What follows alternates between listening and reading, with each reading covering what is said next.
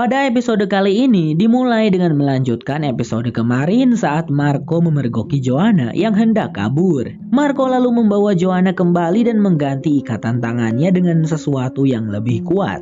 Marco menyalahkan Joanna atas apa yang terjadi saat proses. Namun Joanna menjawab Marco beruntung karena masih hidup. Scene kemudian berpindah pada saat Marco gagal dari proses. Ketika setengah sadar, Marco mendengar Dr. Giselle menjelaskan jika pinggangnya hancur sehingga harus diamputasi. Ginjalnya juga rusak satu dan diperkirakan Marco hanya bisa bertahan hidup selama 10 tahun. Marco masih tidak terima dan meminta untuk melanjutkan proses, namun Dr. Giselle berkata ketus dengan berkata akan memberinya kaki palsu agar Marco bisa segera pergi dari sana. Kembali ke masa sekarang, Marco berkata Gerson akan segera mengeksekusi Joanna dan itu bukan hanya sebatas eksekusi melainkan eksekusi di hadapan publik dengan cara menyetrumnya hingga mati. Gerson akan mempertontonkannya sebagai contoh untuk penduduk inland. Joanna mencoba membela diri dengan menjelaskan saat itu adalah kecelakaan. Dia tidak bermaksud untuk membunuh anaknya Gerson dan Marco juga tidak bisa menyalahkannya atas apa yang telah terjadi. Marco marah. Joanna tidak tahu sesulit apa keadaannya sekarang. Karena malu Marco bahkan tak berani pulang ke rumahnya. Marco lalu teringat saat dia memberanikan diri untuk bergabung pada geng Gerson demi mendapatkan makanan. Meski harus menerima hinaan dan olokan dari mereka. Apalagi ketika Gerson memberikan syarat untuk bisa menjatuhkannya agar diterima. Mungkin mudah baginya jika keadaan fisiknya masih seperti dulu. Namun sekarang sudah berbeda. Gerson and the gang terus meremehkan dan mengolok-olok Marco sampai-sampai Marco terjatuh karena Gerson menendang tongkatnya. Meski begitu, Marco tidak menyerah dan berusaha mencari cara. Marco kemudian melirik sebuah kabel listrik yang terjuntai. Dengan nekat, Marco menempelkan kabel itu pada genangan air di lantai sehingga semua orang bahkan dirinya sendiri harus terkena sengatan listrik. Gerson sangat terkejut dan sempat memberi beberapa tendangan pada Marco, namun tiba-tiba dia tertawa dan mengatakan Marco diterima karena berhasil menjatuhkannya. Kembali ke masa sekarang, Marco terlihat masih mengawasi Joanna. Joanna menanyakan bagaimana Gerson bisa menemukan dirinya, namun Marco tidak menjawab. Dan balik bertanya mengapa Joanna berhenti dari proses dan berakhir bersama The Chaos. Joanna berkata The Chaos akan menghentikan proses dan di saku bajunya ada sebuah radio. Setelah mendengar perkataan Joanna, Marco kemudian mengambil radionya namun dia malah mengatakan sesuatu yang seakan mengejek Joanna. Joanna tahu sebenarnya Marco sependapat dengannya bahwa The Chaos adalah pihak yang benar, tetapi Marco hanya tidak berani mengakuinya. Joanna lalu membalas ejekan Marco dengan mengatakan sekarang Marco tidak lebih dari seorang penjilat yang bekerja di bawah kakinya Gerson. Mendengar itu Marco langsung celeb gitu kena hatinya. Sementara itu, Tiago turun ke inland bertujuan untuk menyelamatkan Joanna. Sebelumnya dia menghubungi Marcella agar diberikan izin untuk mengecek rumahnya Gerson dengan alasan menanyakan perihal eksekusi publik yang akan terjadi pada Joanna. Bersamaan dengan itu, Michelle dan Andre masih berjalan di hutan menghindari kejaran Cassia. Meski samar-samar, Andre seperti masih mengingat kawasan hutan itu dan menuntun Michelle ke suatu tempat meski dia sendiri pun belum yakin tempat itu apa. Di tengah perjalanan, mereka terhenti karena Andre yang tiba-tiba gelisah akibat mentalnya yang masih belum stabil. Michelle mencoba menenangkan kakaknya dan bertanya di mana tempat yang Andre maksud dan bagaimana Andre bisa tahu. Andre mencoba mengingatnya namun hanya beberapa kilasan balik yang terlintas. Saat itu Andre hanya mampu mengingat dirinya pergi ke tempat itu bersama mentornya yang bernama Eugenio. Tiba-tiba Andre tersadar dan menduga sepertinya Cassia melacak mereka dengan menggunakan chip pendaftaran. Setelah mendengar perkataan Andre, Michelle segera mengambil sebuah batu tajam dan menyuruh kakaknya melepaskan chip di belakang telinga mereka secara bergantian. Secara bersamaan keberadaan mereka pun tidak bisa lagi dilacak oleh alat yang dipegang oleh Cassia. Singkat cerita, Tiago telah sampai di rumahnya Gerson. Tiago mengatakan Marcella yang mengirimnya dan Tiago sudah menduga Gerson tidak akan mau menyerahkan Joanna. Maka dari itu Tiago berdalih ingin menginterogasi Joanna dan mencari informasi tentang The Chaos dari Joanna. Awalnya Gerson tidak setuju dan berniat menanyakan langsung pada Marcella, tetapi Tiago berhasil menghentikannya sehingga Gerson kemudian membawanya ke tempat Joanna ditahan. Sementara itu Joanna masih berusaha membujuk Marco untuk melepaskannya. Joanna menyuruh Marco untuk membuktikan pada keluarganya jika dia tidak gagal dan memilih pada pihak yang benar. karena Joanna tahu Marco sependapat dengannya. Sesaat kemudian, Gerson dan Tiago sampai di tempatnya Joanna ditahan, namun Gerson begitu terkejut saat mendapati Joanna sudah menghilang.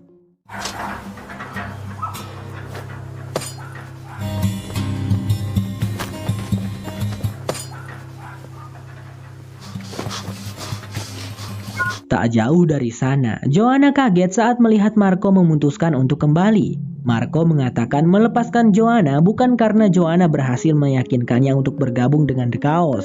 Joanna lalu menanyakan alasannya, tapi Marco tidak menjawab dan malah berkata mereka akan bertemu lagi. Setelah itu, Joanna segera pergi dan diam-diam menghubungi Fernando. Fernando seakan tidak percaya mendengar suara Joanna yang menghubunginya. Terlebih lagi Marco yang ternyata masih hidup. Fernando kemudian memberitahu tentang Tiago yang berada di pihak mereka dan sedang menuju ke sana untuk menyelamatkan Joanna. Karena tadi Joanna tak sempat bertemu Tiago, Fernando meminta Joanna untuk pergi ke markas The Chaos, sementara dia akan menyuruh Tiago untuk menemui Joanna di sana. Sementara itu, Michelle dan Andre telah sampai di tempat yang Andre ketahui. Meski belum bisa mengingat jelas, namun Andre berhasil menuntun Michelle ke sana. Andre berkata tempat itu semacam tempat alat komunikasi, namun mereka belum bisa masuk karena Andre lupa dengan kata sandinya. Michelle terus mendesak dan menyemangati kakaknya untuk mengingatnya kembali, karena mereka tak punya banyak waktu. Michelle berpikir ada banyak kemungkinan, bisa saja sandinya berupa tanggal lahir ataupun tanggal di saat Andre mengikuti proses. Namun Andre mengingat sandi itu berkaitan dengan Michelle dan Andre menyuruh Michelle untuk membantu memecahkannya. Gerson yang murka segera mengumpulkan anak buahnya untuk mencari tahu siapa pelakunya. Setelah mereka semua berkumpul, dia menyadari gelagat aneh dari Marco dan menyuruh yang lain untuk pergi meninggalkan mereka berdua. Gerson tidak habis pikir untuk apa Marco melakukan itu dan menanyakan alasannya. Marco berkata Gerson tidak becus dan selalu meremehkannya. Tiba-tiba saja Marco mengeluarkan sebuah pisau dari balik tongkatnya, lalu menusuk Gerson hingga mati. Ketika kembali ke tempat yang lainnya, anak buah Gerson menanyakan di mana bos mereka.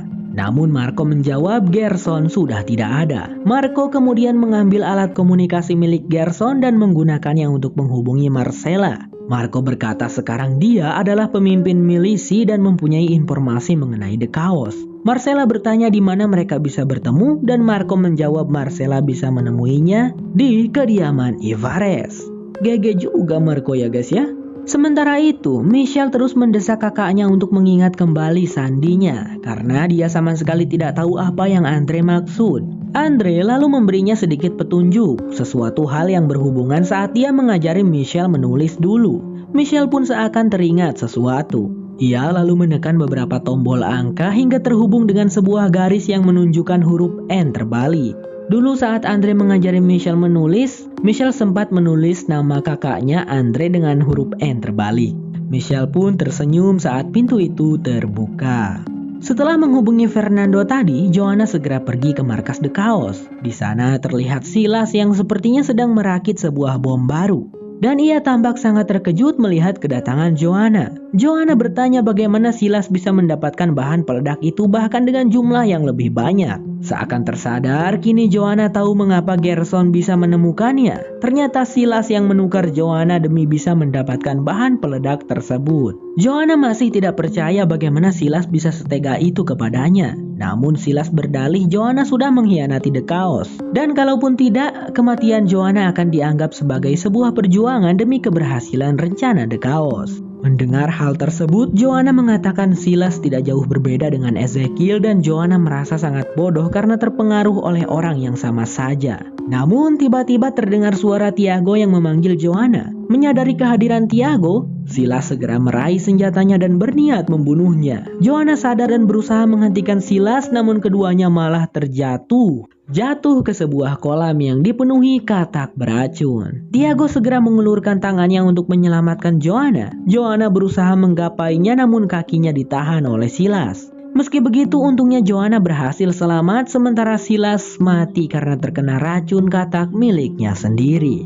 Kembali kepada Michelle dan Andre. Ternyata Andre membawa Michelle ke sebuah ruangan rahasia yang bahkan Kasia pun tidak mengetahuinya. Di sana tampak terdapat 3 kursi yang melambangkan bahwa pencipta offshore itu ada 3 orang bukan 2. Setelah kejadian tadi, Joanna tampak sedih dan menyalahkan dirinya sendiri. Meski dia marah pada Silas bukan berarti dia menginginkannya mati. Lalu Tiago mengatakan Joanna sudah memilih keputusan yang tepat, karena bisa saja setelah Silas membunuhnya, Silas juga akan membunuh Joanna. Tiago juga berterima kasih karena Joanna sudah menyelamatkannya. Di tempat lain, setelah pembicaraan dengan Marco tadi, Marcella pun datang ke kediamannya Ipares. Setiap langkahnya Marcella tampak ragu. Ia pun mengingat ketika mengunjungi sahabatnya Julia yang berada di pusat pemulihan. Queria muito te ver. Saudade. Julia sangat merindukan putranya Augusto dan Marcella bercerita jika dia juga bernasib sama dengan meninggalkan putranya di inland. Sejujurnya, Marcella tidak sepenuhnya bisa melupakan putranya dan putranya itu bernama Marco Alvarez. What?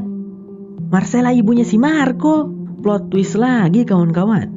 Setelah bertahun-tahun lamanya semenjak meninggalkan rumah, kini Marcella bisa kembali pulang. Marco tampak sedih bercampur senang karena akhirnya bisa bertemu kembali dengan ibunya. Namun Marcella menolak pelukan Marco dan hanya mengajaknya berjabat tangan. Marcella cukup kecewa dengan Marco yang gagal dalam proses. Tapi Marcella tidak mau berbasa-basi karena kedatangannya adalah mendapatkan informasi tentang The Chaos. Marco lalu mengatakan mengetahui sesuatu dari salah seorang anggota The Chaos. Mereka merencanakan sesuatu selain bom, yaitu mensabotase gedung proses. Marco bisa membantu Marcella menguatkan keamanan di sana. Namun sebagai gantinya Marco ingin kembali mengikuti proses pada tahun ini.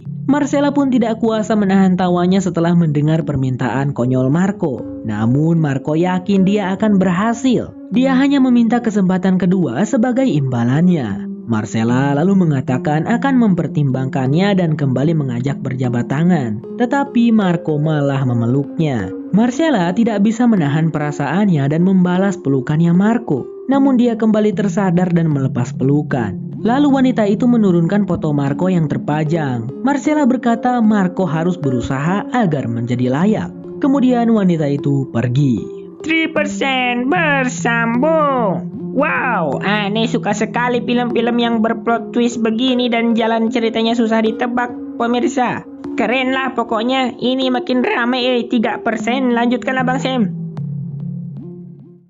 Pada episode kali ini dimulai dengan diperlihatkannya flashback 107 tahun yang lalu, yaitu 2 tahun sebelum diadakannya proses tahun pertama. Kala itu, The Founding Trio masih mengembangkan fasilitas-fasilitas yang ada di offshore meski sebagian besar sudah layak untuk dihuni. Suatu hari, ayah Samira yang merupakan salah seorang petinggi inland memberitahu sesuatu hal yang buruk. Telah terjadi kekeringan di tanah inland. Itu akibat ulah mereka sendiri sih. Bahkan mengakibatkan tanah di wilayah inland keropos sehingga wilayah inland perlahan-lahan tenggelam ke bawah. Oh, jadi itulah asal-usul inland sekarang seperti berada di bawah kawah dan dikelilingi tebing tanah yang tinggi. Ayahnya yang bernama Alvaro itu menyuruh Samira untuk mempercepat migrasi, yaitu perpindahan penduduk inland ke offshore. Tetapi Samira menolak karena offshore baru bisa selesai 1 tahun lagi. Selain itu offshore tak bisa menopang begitu banyak orang. Meski begitu Samira tak mempunyai hak untuk melarang. Karena offshore adalah milik sponsor proyek termasuk ayahnya. Kembali ke masa sekarang, terlihat Michelle dan kakaknya yang masih bersembunyi. Andre berkata sekarang Michelle tak bisa kembali ke offshore, namun Michelle tidak peduli selama bisa bersama kakaknya. Untuk sekarang, mereka hanya harus menunggu sampai cukup aman untuk pergi dari sana. Andre lalu berkata tempat itu sangat familiar dan dia ingat pernah ke sana sebelumnya. Terlihat kilasan balik saat Andre tanpa sengaja menemukan tempat itu yang berada di bagian timur pulau. Andre yakin tempat itu adalah sebuah proyek yang sudah ditinggalkan The Founding Couple.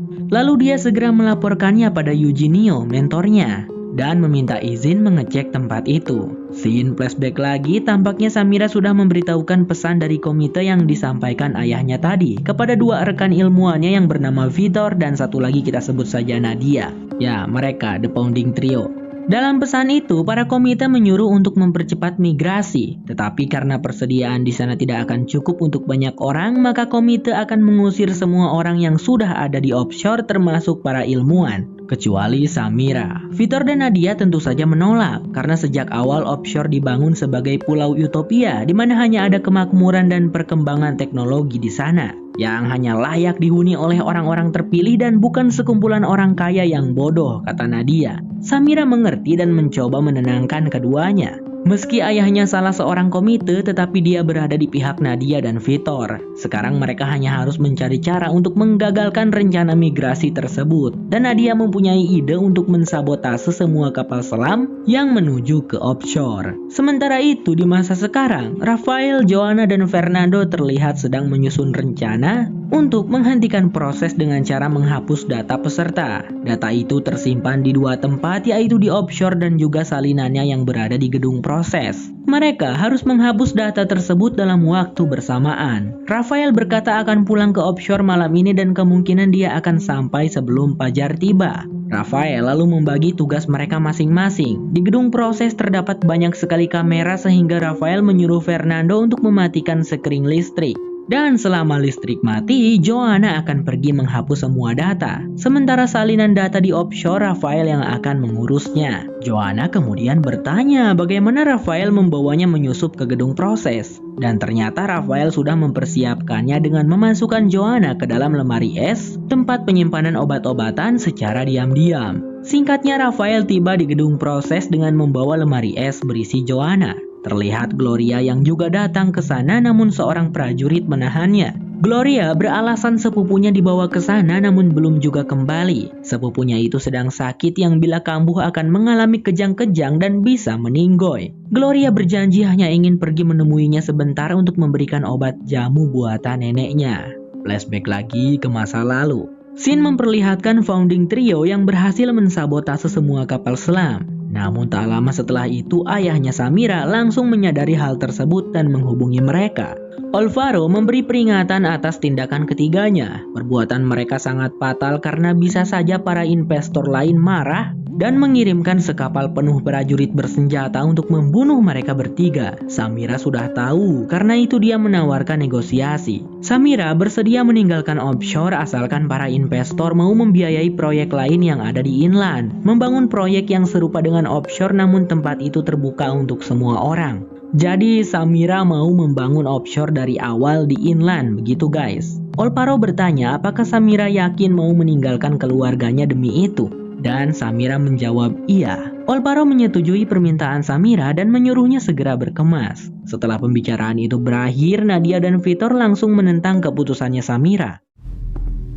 Nem eu. Não vou abandonar o Maralto. Mereka bersikeras tidak akan meninggalkan offshore. Jadi kalaupun mereka nanti bisa membangun offshore di inland, para petinggi itu pasti akan berusaha merebut kembali. Setelah mereka membuat offshore di sini juga hancur. Karena ceritanya kan inland juga mau hancur itu karena keserakahan para petinggi inland. Tapi Samira berkata mereka tidak punya pilihan lain daripada mati terbunuh. Namun Nadia masih memiliki rencana lain, yaitu mensabotase inland. Kembali ke masa sekarang, saat Rafael hendak membawa masuk lemari es berisi Joanna, secara kebetulan dia berpapasan dengan Marcella dan Marco. Rafael tampak sangat terkejut melihat sosok Marco, sehingga Marcella menjelaskan jika Marco akan menjadi pemimpin tim pendukung yang mengamankan gedung proses. Setelah itu, Rafael segera membawa lemari esnya ke ruang kesehatan, namun masih terlalu banyak orang sehingga dia meminta Joanna untuk bertahan sedikit lama lagi. Meski di dalam, Joanna sudah sangat kedinginan. Bersamaan dengan itu, Bella terlihat mengantarkan Gloria untuk menemui Fernando. Gloria berusaha menjelaskan dan meyakinkan Fernando bahwa bukan ia yang melaporkan Fernando. Namun sayangnya Gloria malah mendapatkan perlakuan kurang baik dari Fernando yang sudah berpikiran buruk itu. Bahkan tak butuh waktu lama Fernando segera mengusirnya keluar. Sesaat setelah Rafael mengecek keadaan di luar, dia sangat terkejut ketika melihat Marco sudah berada di depan pintu lemari es. Rafael pun menghembuskan napas lega melihat Joanna sudah tak berada di sana ketika Marco membuka lemarinya, dan dia segera menanyakan sedang apa Marco di sana.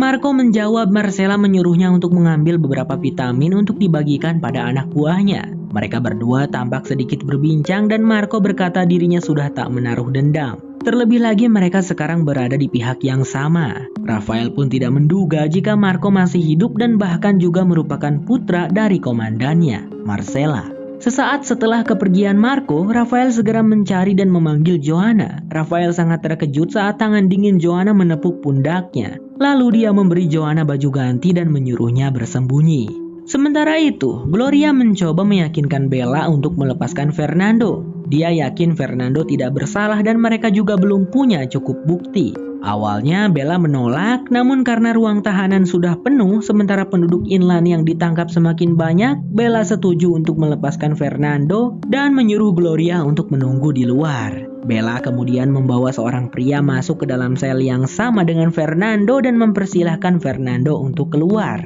Tentu saja Fernando kaget karena dia kan nanti akan melaksanakan rencana. Fernando pun memutar otak dan saat Bella hendak membantu mendorong kursi rodanya, Fernando pura-pura merasa diremehkan dan marah, bahkan dia sampai meludahi wajahnya Bella. Hal itu pun menyulut emosi Bella dan membalas meninju wajah Fernando. Bella langsung pergi dan tak jadi melepaskannya. Fernando hanya tersenyum karena memang itu tujuannya. Sementara Gloria yang sedang menunggu Fernando di luar tampak sangat kebingungan karena tiba-tiba gerbang itu tertutup. Di sisi lain, Michelle yang masih berada di ruang komunikasi bersama Andre tanpa sengaja menemukan rekaman pembicaraan antara founding trio bersama Olvaro di masa lalu. Semuanya. Hal itu membuat ingatan Andre kembali sedikit demi sedikit. Andre ingat pertama kali dia masuk ke ruangan tersebut bersama Eugenio dan dulu dia melihat rekaman yang sama. Ketika founding trio masih memperdebatkan keputusan, Samira menentang rencana Nadia untuk menyabotase inland dengan cara mematikan listrik mereka. Sehingga data-data di bank terhapus karena sumber kekuatan para investor berasal dari harta mereka. Meski begitu, listrik adalah sumber energi yang sangat penting. Mereka bukan hanya akan menghentikan para petinggi, tapi akan membuat seluruh rakyat di inland menderita. Tetapi Pitor justru menganggapnya sebagai pengorbanan yang layak. Namun karena belum juga mendapatkan kesepakatan, Vitor lalu menyuruh Samira beristirahat sejenak untuk menjernihkan pikirannya. Tetapi Samira tidak menurut dan justru mengambil sebuah pistol, mengancam Vitor dan Nadia untuk menghentikan perbuatan mereka. Namun Vitor dan Nadia berusaha merebut senjata Samira itu, sehingga tanpa sengaja Samira pun mati tertembak. Jasad Samira kemudian disembunyikan di sebuah ruangan sampai akhirnya jasadnya ditemukan oleh Andre dan Eugenio puluhan tahun kemudian dan sudah menjadi kerangka. Di masa sekarang Michelle juga melihatnya. Tidak ada jalan kembali bagi Nadia dan Vitor. Bahkan setelah kematian Samira, mereka berdua tetap lanjut melaksanakan rencana mereka. Di waktu itu, Andre juga memiliki pandangan yang sama dengan founding couple. Dia mengakui dirinya memang telah membunuh Eugenio agar tak ada yang mengetahui kebenaran tersebut. Wow! Menurut Andre, hanya orang-orang yang layak yang bisa tinggal di offshore, tak peduli bagaimana menderitanya orang-orang di inland yang disebabkan the founding couple dulu. Michelle tampak tidak percaya, padahal selama ini dia yakin Andre tidak bersalah. Selain Andre, Marcella juga ternyata mengetahui kebenarannya karena Andre menceritakan hal tersebut. Namun Marcella memiliki pandangan yang sama sehingga dia membantu Andre dengan menghapus ingatannya agar rahasia itu tersimpan rapat-rapat. Eu vou te ajudar, André. Basicamente, é a segunda. Kembali ke gedung proses. Ternyata Bella menceritakan kejadian tadi kepada Rafael. Rafael pun segera mendatangi Fernando untuk berpura-pura memberinya peringatan karena sudah menentang petugas. Sembari diam-diam memberikan sebuah cincin untuk agar Fernando bisa mengakses gedung proses. Bella segera menghentikan Rafael saat Rafael mulai menampar Fernando beberapa kali. Bella menyuruh Rafael untuk mengabaikannya saja karena menurutnya Fernando sudah gila, bahkan ayahnya sendiri yang menyerahkannya. Setelah mendengar hal itu, Fernando sangat terkejut dan juga marah. Dia tak menyangka ayahnya tega melakukan itu. Fernando kemudian meluapkan amarahnya dengan meninju tembok beberapa kali sampai tangannya berdarah. Sekarang waktunya misi dimulai. Joanna tampak menyamar sebagai petugas dan masuk ke dalam sebuah pipa yang sempit untuk bersembunyi sementara waktu. Lalu Rafael tengah dalam perjalanan menuju offshore dan Fernando hanya tinggal menunggu aba-aba kapan misinya dimulai. Tanpa sengaja, Michelle ternyata mendengar pembicaraan Rafael di ruangan komunikasi. Saat Michelle hendak pergi, Andre bertanya mau kemana, tetapi Michelle tidak mau menjawabnya dan meninggalkan Andre sendirian. 3% bersambung. Wow, akhirnya ya teman-teman, misteri founding trio terungkap dan rasa penasaran kita terjawab sudah di episode kali ini. Tapi jadi penasaran lagi, apa yang akan terjadi selanjutnya? Next Bang Sam ke episode terakhir. Pada episode kali ini dimulai dengan diperlihatkannya Rafael, Joanna, dan Fernando yang mulai menjalankan rencananya. Misi pertama yang harus dilakukan ialah mematikan sekring listrik yang akan dilakukan Fernando. Tugas itu sangat beresiko. Tak lama setelah Fernando keluar dari selnya, sosoknya tertangkap kamera CCTV, namun untungnya Marcella saat itu sedang lengah karena perbuatan anak buah Marco yang malah mengetuk-ngetuk kamera CCTV yang lain. Berbekal sebuah peta, Fernando berhasil sampai di tempat sikring itu berada. Ternyata sikring di sana berupa sebuah piring-piringan yang tersusun dan dia sempat kesulitan melepas piringan itu karena tak bisa menggapainya.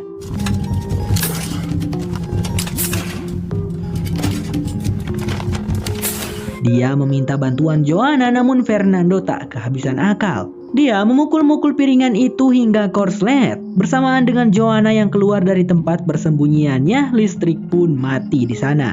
Saat listrik mati, sekarang adalah bagiannya Joanna. Joanna berhasil menemukan ruang data, namun baru saja Joanna hendak masuk, geng Marco memergokinya. Joanna berlari sembari menghindari tembakan mereka. Tanpa sadar, Joanna kabur dan memasuki ruang labirin buatannya Michelle. Joanna masuk ke dalam labirin itu diikuti oleh Marco. Mereka tidak punya banyak waktu. Joanna segera menghubungi Fernando untuk memintanya menggantikan tugasnya. Rencana berubah.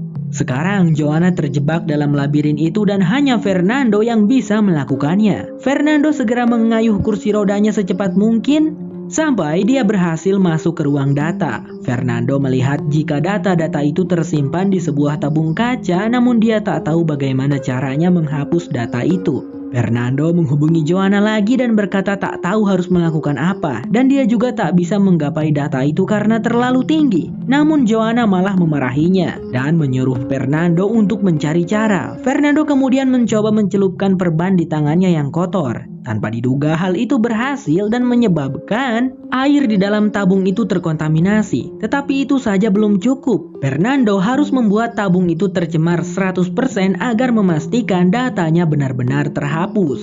Dan tanpa diduga, Fernando nekat menggunakan darahnya sendiri. Cukup ngilu sekali melihat bagaimana Fernando terus-terusan melukai tangannya untuk membuang darah. Fernando mulai merasa pusing karena kehabisan cukup banyak darah. Tetapi dia belum boleh berhenti karena pencemarannya baru setengahnya. Joanna yang sedang menghubungi Fernando merasa khawatir. Dia mengatakan akan segera membantu Fernando, tapi dia sendiri sedang kesulitan karena Marco terus mengejarnya. Joanna lalu memutuskan menyergap Marco dari belakang, namun Marco bisa menyerangnya balik. Entah apa alasannya, Marco tiba-tiba lengah saat melihat bayangannya sendiri, sehingga Joanna berhasil kabur dan keluar dari labirin setelah menakol kepala si Marco. Joanna pun segera menyusul Fernando ke ruang data, namun Fernando sudah tidak sadarkan diri. Joanna tersenyum puas ketika melihat Fernando berhasil menghapus semua datanya. Joanna lalu mengikat tangan Fernando untuk menghentikan pendarahannya dan segera membawanya pergi. Sementara itu, Tiago yang bertugas menghapus data cadangan di offshore tampak kesulitan karena tak bisa masuk ke ruang data. Tiago mencoba membuka paksa pintu tapi tidak berhasil. Tiba-tiba Michelle muncul dan berkata akan membantunya. Tiago sempat menolak setelah hal yang terjadi pada mereka berdua. Dia tidak percaya Michelle. Namun pada akhirnya Michelle berhasil meyakinkan Tiago. Belum lama keduanya masuk, Michelle kembali membohongi Tiago dan memukulnya hingga pingsan. Ternyata Michelle melakukan itu untuk membackup semua datanya sebelum menghapusnya. Dan saat Marcella berhasil menyalakan kembali listrik, dia sangat terkejut saat mendengar laporan Cassia yang mengatakan semua data telah terhapus baik di offshore maupun di gedung proses. Pagi pun tiba. Hari ini adalah hari di mana proses tahun 205 diadakan. Hampir semua peserta tampak berpamitan pada keluarga mereka sebelum pergi menuju gedung proses.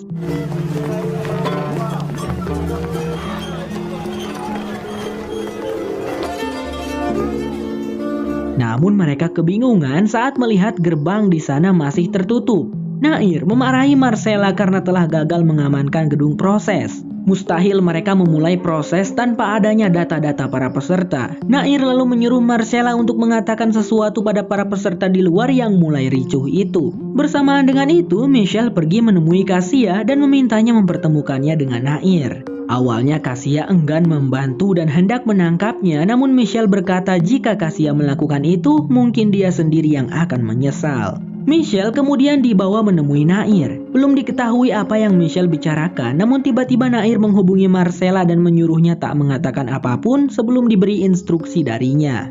Para peserta yang kebingungan ditambah lagi pengumuman Marcella yang tidak jelas dan hanya menyuruh menunggu membuat beberapa dari mereka semakin tidak sabar.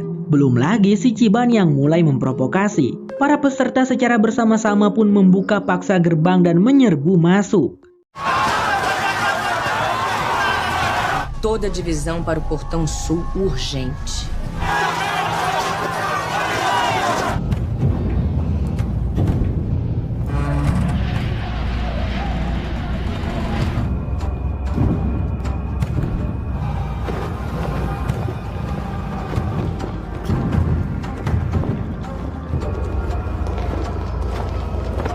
Para tentara tampak membuat barikade untuk menahan para peserta, namun karena jumlah peserta lebih banyak, para tentara gagal menahan mereka. Di tempat lain, Michelle mengatakan pada Nair jika ia mempunyai cadangan datanya, tapi sebagai gantinya Michelle mengajukan beberapa syarat kepada Nair.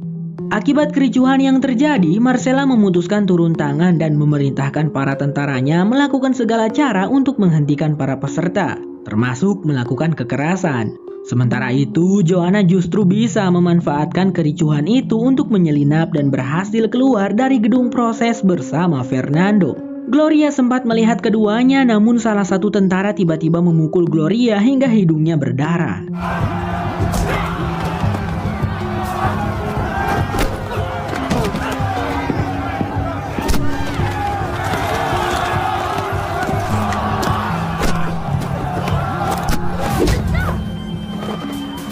Kembali pada Michelle, terlihat dia masih melakukan negosiasi dengan Nair. Michelle tidak mau memberikan data itu sebelum Nair memberikan apa yang diinginkannya. Nair akhirnya setuju. Nair kemudian membuat pengumuman dengan mengatakan proses akan tetap dilakukan hari ini sebelum matahari terbenam dan hal itu berhasil menghentikan kericuhan di gedung. Sementara itu, Joanna ternyata membawa Fernando ke markas The Chaos. Mereka melakukan perayaan atas keberhasilan mereka menghentikan proses. Ini kali pertama The Chaos menang tanpa harus mengorbankan banyak nyawa. Anggota The Chaos tampak sangat senang dan bersorak untuk Joanna dan Fernando. Keadaan di gedung kembali terkendali. Semua peserta telah berkumpul di aula utama sembari menunggu dengan tenang, namun salah seorang tentara melaporkan ada sesuatu hal mencurigakan di labirin, dan Marcella segera pergi untuk mengeceknya. Ternyata Marco masih terjebak di sana. Marcella mengungkapkan kekecewaannya dengan mengatakan kegagalan Marco dalam kesempatan keduanya. Hal itu telah membuktikan bahwa Marco tidak layak. Marcella pun mengusir Marco pergi. Kejam banget sama anak sendiri Marcella ya. Tiago yang baru tersadar segera menghubungi Joanna, mengatakan apa yang terjadi semalam dan proses akan tetap berlangsung. Joanna dan Fernando tampak sangat kecewa dan marah mendengarnya. Bagaimana mungkin Tiago bisa mempercayai Michelle padahal Fernando bahkan hampir mati tadi.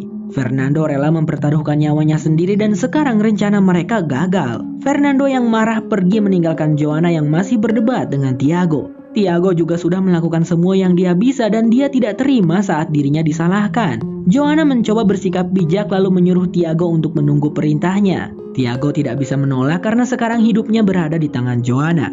Matahari mulai terbenam, namun proses tak kunjung dimulai. Para peserta mulai tak sabar dan Ciban kembali memprovokasi. Marcella menyuruh bawahannya untuk memberikan beberapa tembakan peringatan, namun hal itu tak membuat peserta takut dan tetap menerobos masuk. Choque permissão para atirar.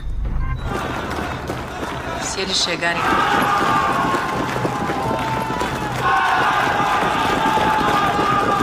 Sementara itu, terlihat Michelle sudah berada di inland dan pergi menemui Fernando. Michelle ingin menjelaskan alasannya mencuri data.